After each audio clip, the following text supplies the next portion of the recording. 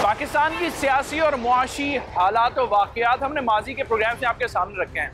आज भी इसी सिलसिले को आगे लेकर चलेंगे, लेकिन सियासतदानों का मौक़िफ़ भी आपके सामने रखेंगे, जहां पाकिस्तान की सियासी और मुआशी सूरत हाल में जो बयानबाजियाँ हुकूमत और अपोजिशन या हुकूमत और साबिक हुकूमत की जानिब से जो एक दूसरे के लिए दिए जा रहे हैं, वो किस हद तक आवाम के जहनों पर नकूश छोड़ रहे हैं।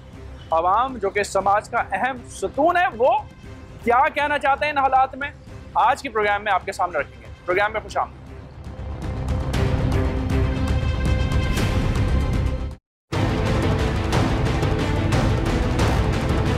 प्रोग्राम के आगाज़ में हमारे साथ कराची के यंगस्टर्स और स्पेशली दोज यंगस्टर्स जो किसी न किसी शोबे से वाबस्ता हैं, वो मौजूद हैं। उनसे हम गुफ्तगू करते हैं और उनसे उनका पॉइंट ऑफ व्यू आपके सामने रखते हैं कि इस सियासी और मुआशी पस मंज़र में वो कैसा देख रहे हैं। बहुत शुक्रिया आप तमाम लोगों का, थैंक यू। पहले तो सर मुझे ये बताइए, मुल्क की सियासी सूरत हाल कैसी लग रही है आपको? सब्सिडीज़ दे के अपने वोट बैंक्स बढ़ाने की कोशिश करना, आई थिंक कि मुल्क के साथ आवाम के साथ एक धोखा है। पेट्रोल एक बहुत इंपॉर्टेंट पॉइंट है, एक दुखती रह के आवाम के लिए। आप उसको और इसमें इजाफा होता है तो इसका एक इम्पैक्ट हर तरफ आता है। बिल्कुल, आप उसको 10 रुपये कम करके आवाम को एक लॉलीपॉप दे देते हैं, लेकिन जब फिर बढ़ता है तब आवाम को लगता है कि किसी हुकूमत ने बढ़ाया या किसी वजीर ने बढ़ाया। एक ऐसा नहीं है, पूरा इकोनॉमिक सिस्टम चल रहा है जिसकी वजह से आगे इम्पैक्ट आता है और आगे महंगाई बढ़ती है। चाहे इमरान खान साहब हो, आसिफ अली ज़रदारी साहब हो, नून लीग हो, कोई आवाम के लिए नहीं सोचता। ये बात आपको समझ में आती है साहब? हकीकत है, कोई नहीं सोचता आवाम के लिए, लेकिन जहाँ तक इमरान खान की बात है, उन्होंने भी कुछ नहीं सोचा, जबकि इलेक्ट वो माशाल्लाह कराची से हुए थे। अच्छा, कराची में कोई नहीं सोचता। नून वैसे मेरे सपोर्टर तो नहीं ना नून लीग का इनका, लेकिन नून लीग की जो एडमिनिस्ट्रेशन है वो कदरे बेहतर है इमरान खान से। अच्छा, अब वो कहते हैं कि इम्पोर्टेड हुकूमत। okay. अब इमरान खान की जो फेडरल कैबिनेट थी, काबीना थी, उसमें काफी सारे लोग उसमें कौन था सब, उनको भी फिर इम्पोर्टेड कैबिनेट कहना चाहिए। ठीक है, तो ये ब्लेम गेम चलता है, कोई किसी का नहीं है। सारा मसला ये है कि सिंसेरिटी आपकी गवर्नमेंट लेवल पे नहीं होती, वो नीचे लेवल तक होना चाहिए। ठीक है, जब एक कंडक्टर, बस का कंडक्टर, वो 2 रुपए की 5 रुपए की चोरी कर रहा है, तो वो लेवल बस ऊपर ही जाता है। okay. और जब आप उसी बंदे को, जब आप एक मिनिस्ट्री के ऊपर लगाएंगे, तो जो बंदा रिश्वत दे के वहाँ तक पहुँच रहा है, वो अपनी रिटर्न ऑन इन्वेस्टमेंट भी निकालेगा। okay. जब उसने लगाया कि 4-5 लाख रुपए पहुँच के मैं एक दफ्तर में पहुंच गया हूँ, तो अब जो उसने पैसे लगाए तो उसको रिटर्न भी करना है। मतलब हर तरफ हमारे यहाँ रिटर्न ऑफ इन्वेस्टमेंट का फोकस इंडिविजुअल का एग्जैक्टली। हमारे पास आवाम के बहुत शॉर्ट टर्म गोल्स होते हैं। ठीक है, उन शॉर्ट टर्म गोल्स को अचीव करने के लिए वो शॉर्ट टर्म रेजोल्यूशंस निकालते हैं। ठीक है। मुल्क में भी हमारे जो ऊपर लोग आते हैं, वो भी सिर्फ अपने वक्त के लिए ही प्लानिंग करते हैं या लॉन्ग टर्म भी अभी तक किसी ने सोचा है? देखिए, इस मुल्क में बहुत सारी प्रॉब्लम हैं। ये जो सियासतदान हैं, यही इस मुल्क का मसला हल कर सकते हैं मेरे ख्याल में।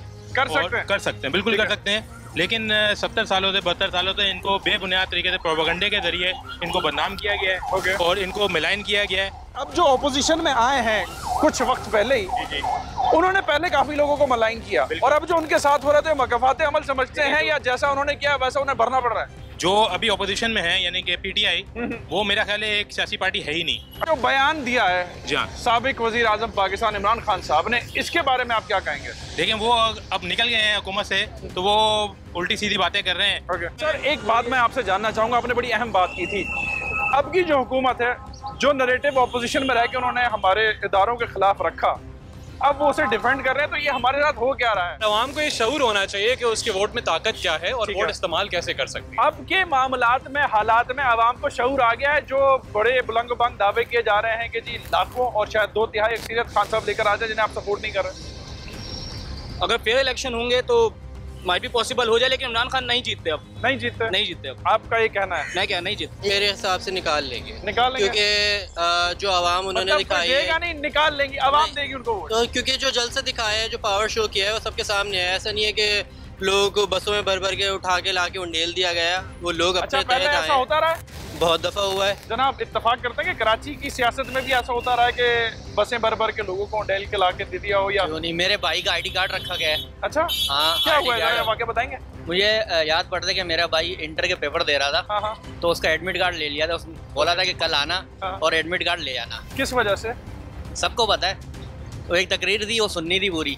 बिल्कुल ऐसा ही है, बिल्कुल होता था। कराची से जो धुएं के बादल छट गए, इसका क्रेडिट किसको जाता है? इसका क्रेडिट जाता है नून लीग को। अच्छा, और आर्मी को। ठीक है। कराची में है नून लीग का vote bank? Sir, vote bank है, लेकिन इतना मैटर नहीं करता। यहाँ और भी काफी सारे लोग हैं। मिफ्ता इस्माइल साहब भी हैं।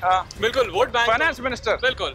आई थिंक नून लीग को एडमिनिस्ट्रेटिव पॉइंट ऑफ व्यू से कराची को मौका देना चाहिए मेयर लेवल पे। ओके, कि मेयर नून लीग का आए। इतनी तगड़ी है उनकी तादाद यहाँ पर? नहीं तादाद वैसे MQM वर्सेस पीपल्स पार्टी को सेटलमेंट हो गया है, मुर्तजा साहब जा रहे हैं, MQM ने अभी नाम देने हैं। देखिए, ये तो 2008 से यही चल रहा है, जब से पीपल्स पार्टी की हुकूमत आई थी मुशर्रफ साहब के बाद से, कि वो बंदरबाट MQM और पीपल्स पार्टी का चलता रहे, और ये आगे भी चलता रहेगा। ठीक है, सीटों के लिए। अच्छा, आप कुछ कहना बात कहना चाह रहा था कि कराची एक बहुत बड़ा शहर है, 2.5-3 करोड़ की आबादी है, इसको एक अलग मेट्रोपॉलिटन सिटी का दर्जा देना चाहिए। सर है मेट्रोपॉलिटन सिटी, लेकिन गवर्नमेंट भी इनको अपनी अलग मेयर अपना होना चाहिए, जो कराची के शहरी अलग एक थर्ड सिस्टम होना चाहिए, जो लोकल गवर्नमेंट है सिंध से अलग ना हो, लेकिन इंतजामी मामला अलग होने चाहिए, क्योंकि सिंध के मुफाद अलग हैं, कराची के मुफाद अलग हैं। लेकिन यहाँ देखें, शहरी मामला अलग होते हैं, दही मामला अलग होते हैं, मसाइल अलग हैं दोनों के। तो और जो लोग हमारे ऊपर बैठे हुए हैं, वो मैं उनको बुरा नहीं बोल रहा, लेकिन उनका माइंड सेट दही है, उनका शहरी माइंड सेट नहीं है।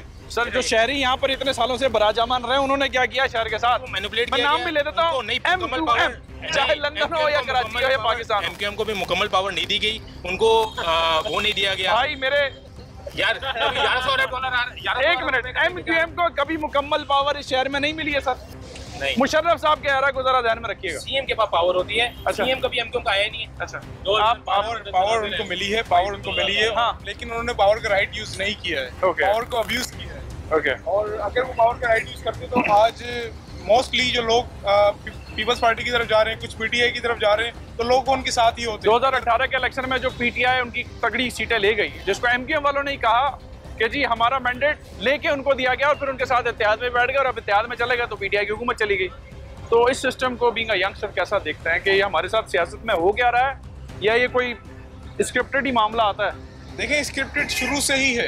अच्छा। पिछले 30 सालों में क्या हुआ है, हम सबको पता है क्या हुआ है। हमें एक जाल में फंसाए रखा है। ठीक है। हमें और हमारे जो हमसे नीचे और आने वाली जो नस्ल है, उसको मतलब इतना अवेयर नहीं किया गया। ठीक है। क्यों अवेयर नहीं किया गया? मतलब हर चीजों में अवेयर, मतलब की जो इन्फॉर्मेशन थी वो दी गई, पूरी कहानी नहीं बताई गई। जितनी उनको पता होनी चाहिए उतनी बताई गई। ओके। क्योंकि अगर ज्यादा उनको बता देते तो फिर वो खड़े हो जाते, कोई सवाल कर लेते। अब खड़े हो गए हैं वो, अब के हालात में ऐसा लगता है, ऐसा सिनेरियो या ऐसा माहौल बनाया गया है। ठीक है। अब उसके पीछे भी बहुत सारी वजह है। ठीक है। हम सिर्फ उतनी बातें करेंगे जितनी हमें मालूमात होगी। ठीक है। लेकिन हाँ, असल वजह कुछ और है। असल वजह कुछ और है। लास्टली सर, मुझे आप तमाम का एक पॉइंट ऑफ व्यू चाहिए। ये जो हफ्ता ख़त्म हुआ है, अब जो सियासी गहमा गहमी हुई है, PTI खान साहब कहते थे कि जी टमाटर और बाकी चीज़ों के रेट्स के लिए इनमें नहीं आया, वो उसी के खिलाफ एहतजाज भी उनके कहने पर हो रहे हैं। तो इस सिचुएशन में आपको लगता है कि अगला जब भी इलेक्शन होता है तो कोई तगड़ा सरप्राइज मिले? सर, आपका पहला जवाब मैं ले लेता हूँ। मुमकिन है कि एक सरप्राइज हमें मिल जाए, मुमकिन है कि और जो अभी तक सरप्राइजेस मिले हैं वो ठीक है या? अभी तक तो सरप्राइजेस इतने कि हम खुद फ्रस्ट्रेटेड हुए हैं। घर जाते हैं तो लाइट नहीं है। ओके। गैस खोलें तो खाना पकाने के लिए गर्मियों में भी गैस नहीं आ रही है। गैस नहीं होती। हम हर तरीके से फ्रस्ट्रेटेड हैं कि किस तरह तरक्की करेगी आवाम, किस तरह आगे बढ़ेंगे, और महंगाई और बढ़ रही है। महंगाई मजीद बड़े पे बढ़े जा रही है। जनाब, सियासी टेम्परेरी सोल्यूशन नहीं चाहिए, परमानेंट सोल्यूशन चाहिए। कौन देगा? ये अच्छा सवाल है, कौन देगा? देखें, अगर हम जाते हैं PTI की तरफ, मैं बात PTI को छोड़ देता हूँ, मैं किसी का सपोर्टर नहीं हूँ, ना PTI का ना पीपल्स पार्टी का, लेकिन यहाँ तकरीबन तमाम लोग न्यूट्रल ही हैं, सिवाय एक भाई का जो नून लीग की तारीफें कर रहे हैं।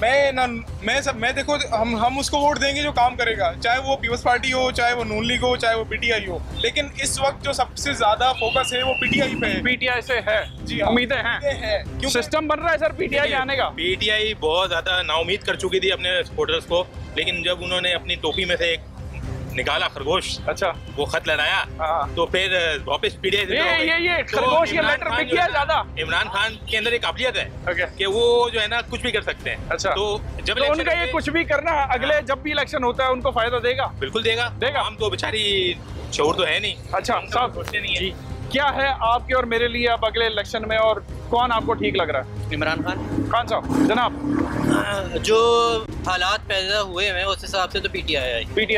PTI इसलिए भी आएगी क्योंकि कोई बंदा बोले ना बोले, बहुत सारे लोग ये क्लेम करते हैं कि उनके पास शऊर आ गया और वो अपने हक की राय इस्तेमाल करने पे। अच्छा, जो स्ट्रक्चरल चेंजेस उन्होंने मुख्तलिफ इदारों में किए थे वो आते ही वाली हुकूमत ने रिवर्ट कर फौरन रिवर्ट। आप मुझे बताएं, इसके बाद कोई गुंजाइश बचती है? कोई लगता है कि ये सारी चीज़ें अलार्मिंग है ना। अब लोगों की फ्रस्ट्रेशन लेवल इस पॉइंट पे आ गई है कि आप वो सेम घिसी-पिटी एक यानी एक पुरानी हुकूमत आती है, नई हुकूमत के साथ वही करती है, फिर वो आती है, फिर वही करती है। ये एक स्टोरी बहुत ज़्यादा रिपीट हो गई है। सर आप क्या समझते